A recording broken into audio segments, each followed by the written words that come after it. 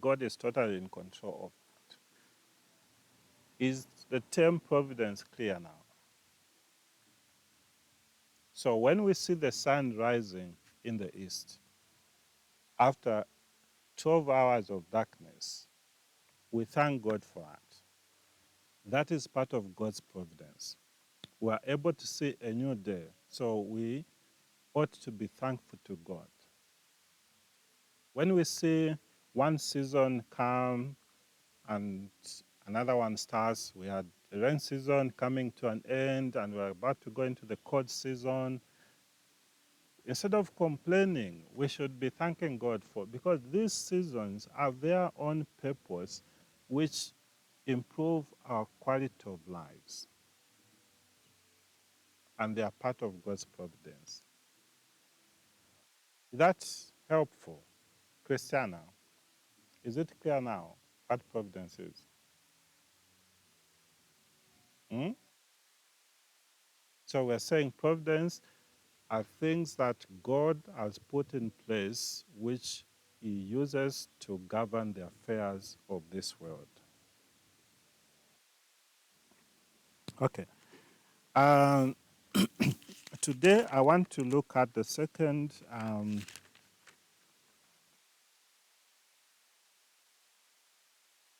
subheading, which is the nature of the scriptures. And for that, there are two key passages that I want us to look at. The first one is Second Timothy chapter 3.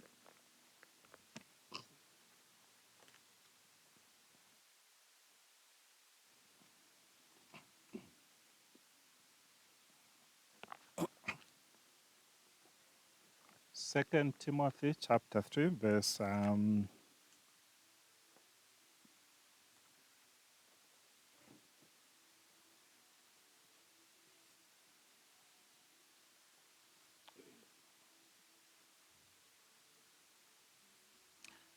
can read from verse 14 to 17. Second Timothy chapter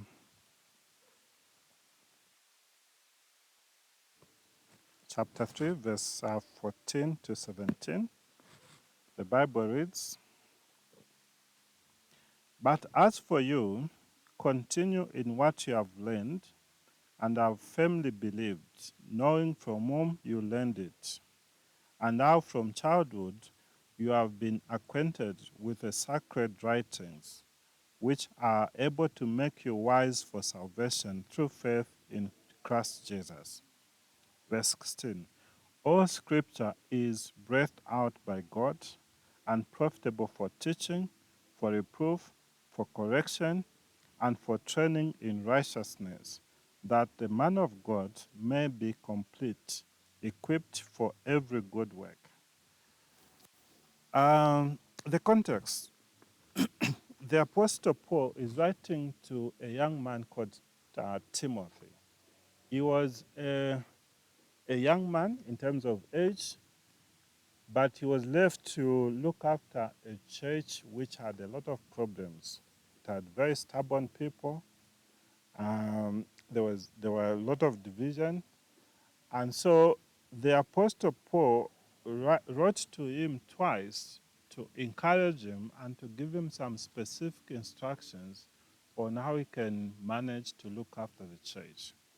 In this context, we find the Apostle Paul telling him that there were difficult times approaching where there will be a lot of ungodliness, a falling away from the truth of God.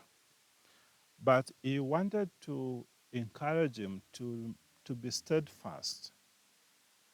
And in doing so, he encourages him to pay attention to the scriptures. And so we find that he's reminding Timothy that you have known the scriptures from the time you were an infant, from childhood. Remember, we are told that the grandmother and the mother to Timothy were godly women, and they had instructed him from the time he was a babe. As he was growing up, he was familiar with the teachings of the Bible through the influence of the grandmother and the mother. And that's why the apostle said that you have been familiar with the sacred writings from childhood. And so he wanted to make him have that assurance that in managing the church, he didn't need to rely on human wisdom or any other source of wisdom, but that the scriptures, the Bible, was sufficient for him. And so in verse 16 it says, all scripture is breathed out by God and is profitable for teaching, for reproof, for correction, and for training in righteousness, that the man of God may be thoroughly equipped for every good work. Now, the emphasis of this passage is the fact that all scripture is breathed out. In other versions, they have used the word inspired. Okay? Basically, what the Bible is saying is that God communicated whatever is contained in the scriptures. Now, the emphasis in this passage is the activities of God. It was God who spoke the words through the writers. And so the apostle in this case doesn't even refer to the individuals who wrote different parts of the scriptures. But he's saying the word of God, the scriptures, have been a product of God, not a human being. They do not have their origin in the wisdom, intellect of human beings, but they are a product of the wisdom of God. So that's the first passage. We'll come back to this one. The second is 2 Peter and chapter 1. 2 Peter and chapter 1.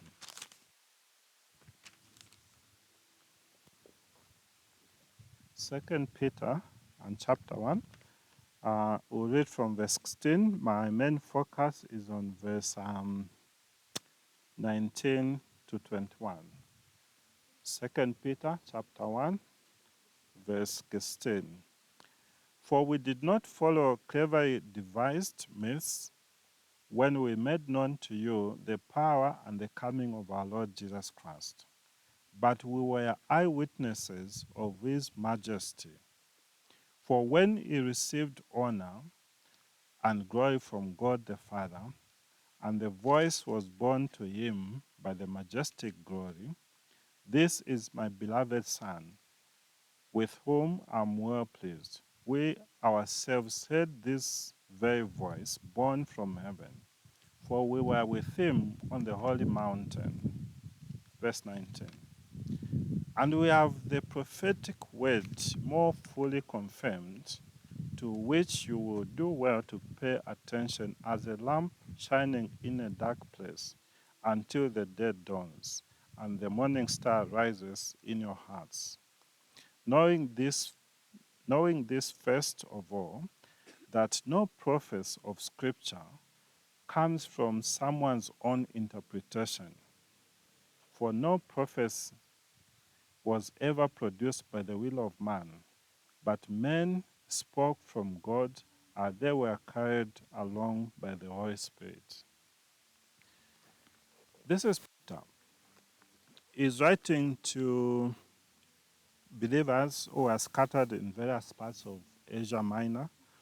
And in this opening chapter, we find him talking about the second coming of the Lord Jesus Christ. And it's like he anticipated that some people would not believe what he was saying, that some people may not accept that Jesus Christ was coming again.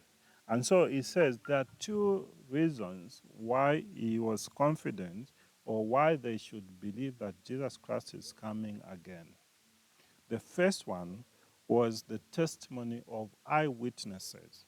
It says, "For we were with him in the holy mountain, and we heard the voice coming from heaven and speaking to us." In that message, there was the message that this same Jesus is going to return again.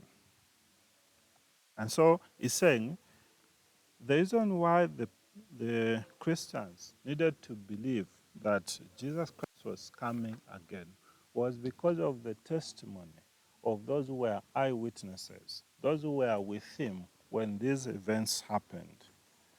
But secondly, he says, and it's important to take note of the way it's coming out.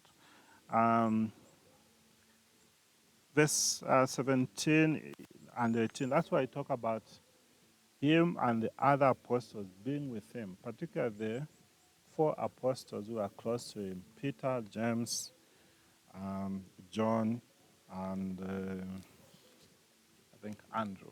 Okay. Now, in verse 19, it says, "And we have the prophetic word more fully confirmed."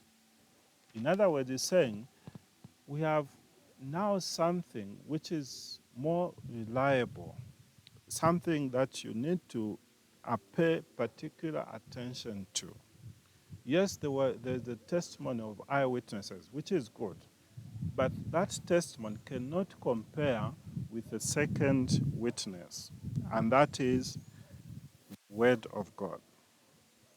And so it says in verse 20, knowing this, first of all, that no prophet of Scripture comes from someone's own interpretation. Verse 21, for no prophet was ever produced by the will of man. In other words, it's saying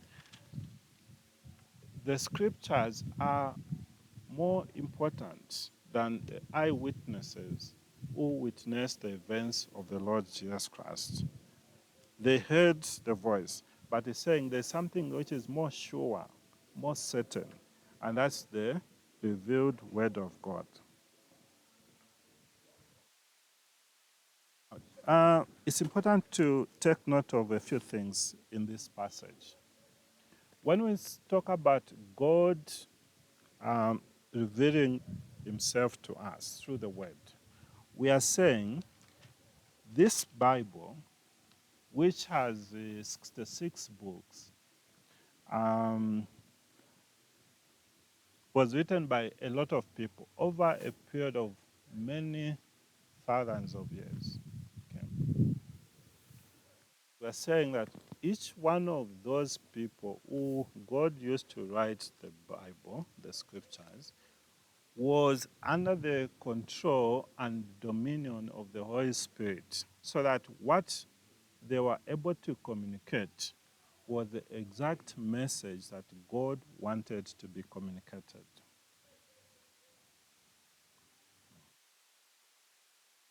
God was controlling them.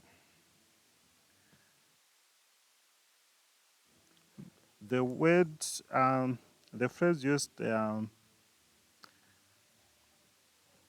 verse 21, the latter part of verse 21. But men spoke from God as they were carried along by the Holy Spirit. In other words, men and women who were involved in this process were carried along by the Spirit as they were saying, communicating God's word to us. So, these people were not passive. They spoke. They spoke the word of God. They were not passive. They were not like robots with programmed instructions in them. That's doing what? No. These people came from different backgrounds, with different levels of education, with different experiences, different careers. And so, even in their writings, they are able to show those aspects For example, we have uh, Luke, the doctor, who wrote the Gospel of and the book of Acts. He was a medical doctor. And so when he's writing, listen to Luke chapter 1. Luke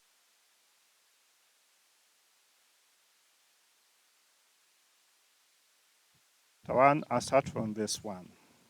It says, inasmuch as many have undertaken to compile a narrative of things that have been accomplished among us, just as those who from the beginning were eyewitnesses and ministers of the word have delivered them to us.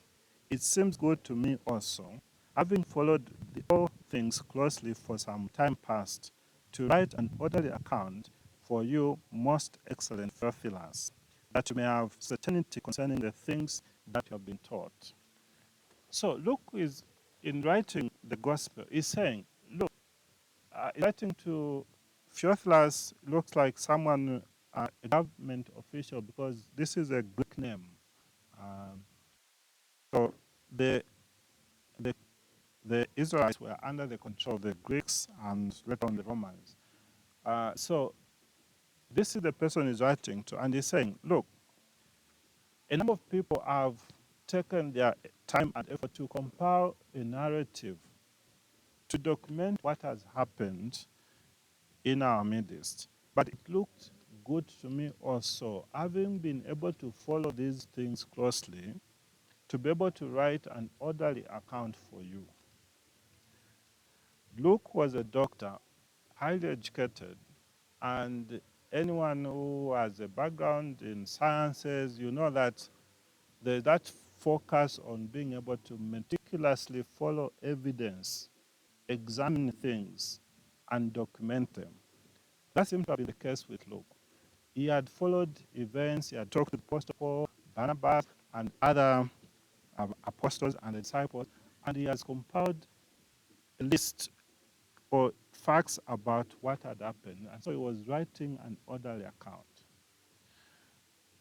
So you find that his writing, those who are able to read Greek, they say it showed that this was written by someone who was very well educated. The same applies to the Apostle Paul. When the Apostle Paul was writing the letters, his arguments were so well organized and so forceful. His ability to debate issues was unmatched. And so when God used him to write the scriptures, God still used those skills which he had, the natural talents that he had.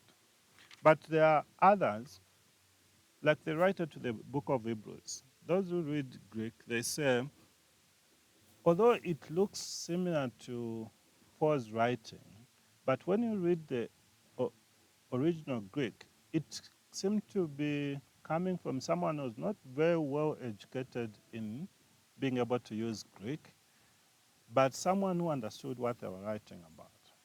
You go to the Old Testament, you find people like David.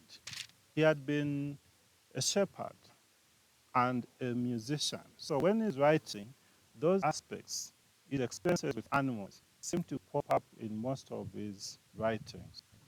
He wrote most of the Psalms that have in the book of Psalms. What I'm saying is this.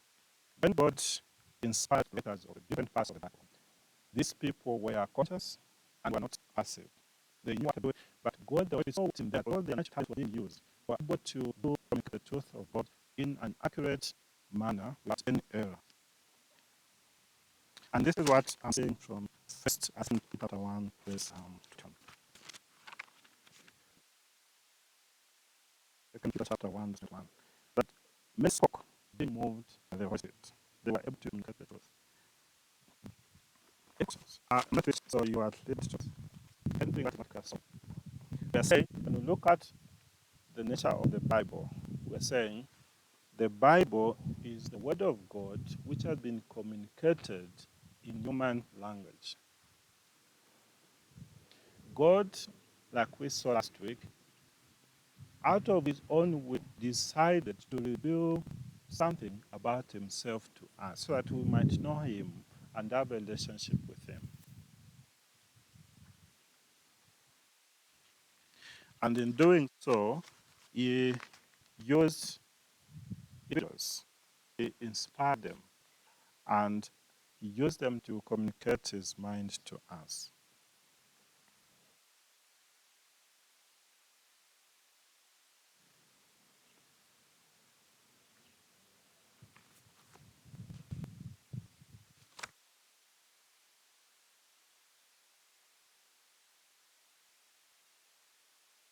If you're not able to hear me, please feel free to let me know. Um, those two passages. Now, we need to go further. If this is the word of God, then it must follow that it must contain the truth, and there should be no errors in it. Now, when we talk about God inspiration, that God inspires those who wrote the Bible, it does not necessarily mean that God gave them ideas, then they were able to communicate those in their own words. The Bible is very clear that the inspiration extended to the actual words that people wrote. Okay. Let's look at a few passages.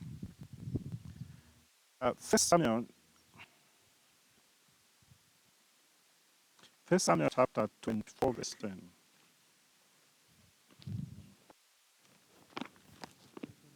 First Samuel, yes, please. Chapter 24, 10.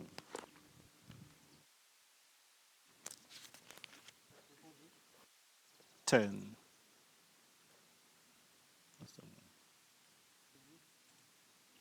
No, no, no. Sorry, I think I must have written something other than what I meant to write.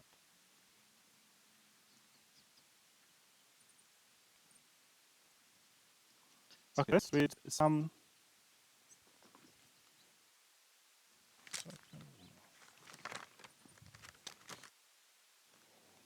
Sincere apologies, I'm writing. Sorry, let's start with 1 Corinthians chapter 3, verse 13. 1 Corinthians chapter 3, verse 13.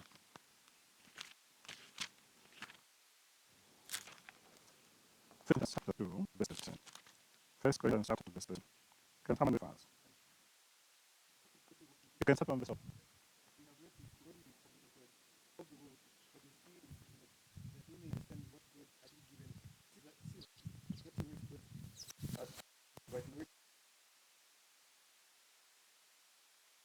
So it's saying, uh, we have this in words, not taught by human wisdom. Words not taught by human wisdom, but taught by the Spirit. The Spirit put words in their mouths or in their minds. Um, Genesis chapter 18, verse 18. Just in the eye of that, Mr. Lumba referred to a number of passages that I'm going to be referring to. About discussion about it. Okay. So Deuteronomy chapter 18, verse 18. Deuteronomy 18, verse 18. Record. One of the records can be for us.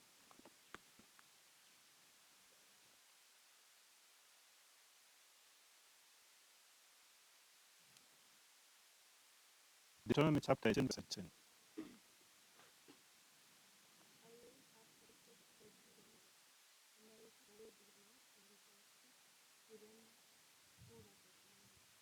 Okay. Now this is God speaking to Moses um, before he went to speak to the children of Israel. Moses had come from God, and when he wanted to speak to the children, God had summoned the children of Israel to the mountain and wanted to speak to them. And because of the thunder, people were scared. And they told Moses that, no, let not God speak to us. Let him speak to you, then you come and speak to us. So Moses went back to God, and this is the conversation we have. So what is important here is that God is telling Moses that I read a prophet from mountain, Q, and he says, I'll put my words in his mouth. It's not the idea, a general idea. God put words that those people were supposed to communicate in them. And that's why the other prophets in the Old Testament, when they came, they'll say, that is the Lord. The Lord said this. And it's a great sin for anyone to come and pretend or claim that God said this when God didn't say it. Because people were meant to receive the word with reverence, with respect, because it was God who was speaking. A few more verses. Um, Matthew chapter 4, verse 4. Who can read for us? Umba. Matthew chapter 4, verse 4.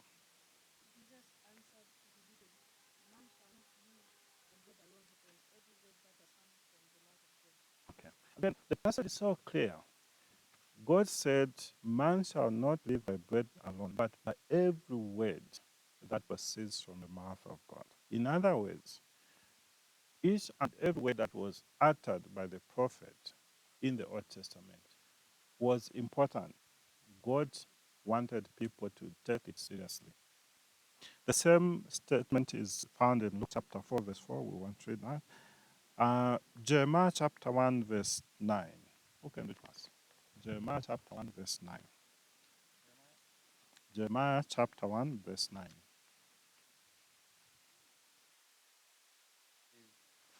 Then the Lord put forth his hand and touched my mouth. The Lord said to me, behold, I have put my words in your mouth. Okay. So here the Lord speaking to the prophet Jeremiah. He says, I've put my words in your mouth, which you are going to speak to the children of Israel. So the last one, John 17, verse 8. John chapter 17, verse 8. John 17, verse 8. Who can read for us? Zangi. John chapter 17, verse 8. You don't have a Bible? Okay. I know you are a good reader.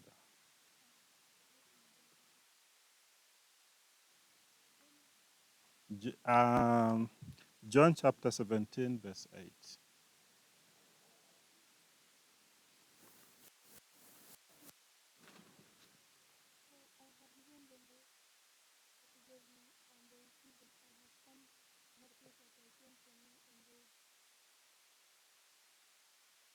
So the Lord Jesus Christ, in his priestly prayer, starting from beginning of John chapter 17, is praying to God the Father, and he says, I've taught them the ways that you gave me, and they have believed them. And they have believed that, yes, you sent me, and that I came from you. He gave them the words. God had given him words to speak to the children of Israel. So, in short, we are saying the superintendence or the control by the Holy Spirit in the process of inspiration extended to the words that were written or spoken. It was not just the message in general, but even the actual words. Such that we find that in the Bible, uh, when the writer to the Hebrews is arguing about the Lord Jesus, he says, referring to um, Genesis chapter 3, he said, God promised that through your son, singular, not plural, meaning he was referring to Christ. And he's able to argue, saying, the, when God said that, made that promise to Adam and Eve, that your seed, just the use of that singular noun was suggesting that God was very specific about who he was referring to. So we're saying the word of God. Okay, what I'm saying is particularly true when we're talking about original manuscripts, which were written in Hebrew, Aramaic, and Greek. But if you have a good translation, which a number of you have, you can be sure that everything that you are reading is the word of God. Any questions?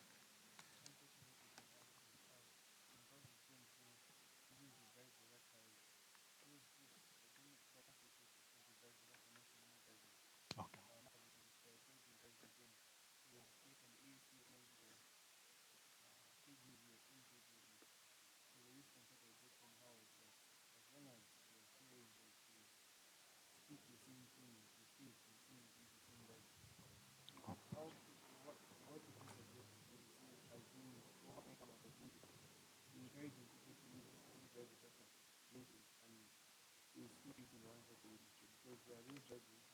like it was in the Bible, that should have very, very small changes to the Bible that will very big impact or meaning to the person that. Thank you for that. Indeed, you come across, like he has put, Roman Catholics, they mostly use Good News Bible, and they have additional books, apocalyptic books, which are sandwiched between the Old and New Testament. Now, those books are not inspired, and they're not part of the collection of books contained in the Bible is called canon. So those books are not part of the canon. And we'll take time to look at the topic of how they came up with books, how they were able to select which books were inspired and which books were not inspired. Okay. But, and yes, there are Jehovah's Witnesses. They have modified the Bible a bit. Basically, their goal was to prove that Jesus is not God. So, in passages like John chapter 1, where the Bible specifically refers to Jesus as God, they have changed and written it with a small g. But see, that makes sense because the Bible teaches that we should not have other gods beside God. So if God is telling us that we should accept Jesus as God with a small g, then God is urging us to do idolatry, which he forbids, which doesn't make sense. Okay. So yes, that can be a challenge. But, the our view is that there are only 66 books which are inspired, and all the other books, yes, people can read them, um, but they do not have authority to that we should obey everything in them. And one of the reasons why you find why they're not acted that they contain the teachings of these teachings found in the books of the Bible. If the Bible is the word of God, then it follows that the views expressed in one book should not contradict views expressed in other books that make up the Bible. Okay. But I think we'll come and look at that on its own. Yeah. Anything, any comments and questions? Okay. I need to wind up. Okay. I will just mention this and then come and pick it up from here next time. Um, sorry, I'm going to be introducing some words which you may not be familiar with. I'll try as much as possible to explain them. The above discussion led us to make two, I could call them conclusions, but the correct term is corollaries. Corollaries. Corollaries. That's like conclusions drawn from the preceding discussions. And there are two of them. The first one is that the scriptures have absolute authority. And the second one is that the Bible or the scriptures are without error. They are infallible, they have no error, and they will not change. Okay. Uh,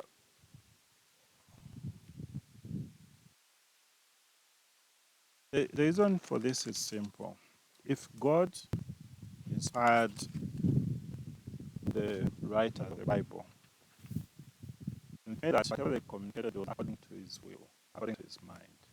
And God is the all-wise God. So they should have the harmony in messages that were communicated by the different writers. So there should be no error, there should be no contradiction. But also, the Bible, since it's the Word of God, it has the authority. It um, it has the full backing of God, and so the Scriptures are supposed to be our basis for deciding how we conduct ourselves, how we worship God. That should be the basis. Yes, we can listen to the advice of people, and there are a lot of wise people. We can listen to their advice and suggestions, But if those suggestions are not in line or they contradict what is taught in the Bible, we are going to say we would rather believe God than man. We'd rather obey God than man. Because the scriptures give us the mind of God. So, because that is God who is speaking, it is incumbent upon every person to obey the scriptures. In closing, let me just give this illustration. There is currently a debate going on in the Catholic Church. The current Pope, this Pope Francis, has indicated that is considering viewing the celibacy vow that priests and nuns are made to do when they start their work. This was implemented about 1,000 years ago. It was not there from the beginning. Now, the problem is the Catholic Church believes that the Pope, when he sits in the throne, that chair, he speaks on behalf of God. And so what he says, regardless whether it has any support from the scriptures, it becomes a law and it's binding. So one Pope had suggested, had said, priests should not marry, and that became a law. And everyone has since been obeying that. Now this one is saying, is considering revoking that. If it does, then everyone is going to obey that.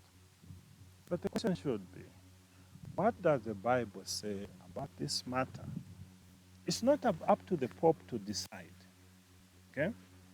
God has not left the Pope as he is vice president, okay, or as his representative. The Bible should be the basis for us to decide what is acceptable practice, what should be acceptable worship, and it should regulate our lives, not what people said. So it could be a pastor, it could be an elder. If they tell us something, we have to obey them, as long as it is something that is in line with the teaching of the Bible. But if what they're telling us is not in line, do not agree with the teachings of the Bible, we are supposed to refuse. We should not obey. Any human being, no matter how spiritual a person might be, should accept that they are bound to make mistakes.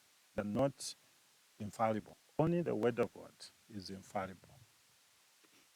And so, when we are interacting, there should be that willingness to listen to others.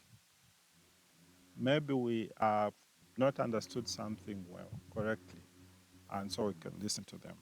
But the Bible should be the standard upon which we base all decisions about matters of life and living, faith and practice. Each one of us. Now, that implies that we must be students of the Bible. We need to be familiar with the Bible, the content of the Bible, so that when we are told something or when we are deciding what to do, whether to do this or that, we are able to refer to the passages of the Bible which address that matter. I'll end there. We'll continue next time. Any questions before we close? So my last point was there are two conclusions that can be made from the fact that the Bible is inspired by God, including the words which are communicated to us. And that is, the Bible has absolute authority over our lives because it's the Word of God. Secondly, it's infallible. It has no errors or contradictions. Any questions or comments?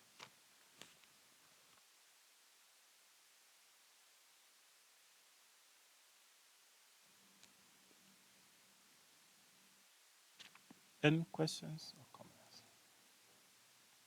Christiana. Everything is clear. How many can recite the memory verse I gave you last Sunday? Oh, there were two. Yes, my pal. You can recite it. Okay.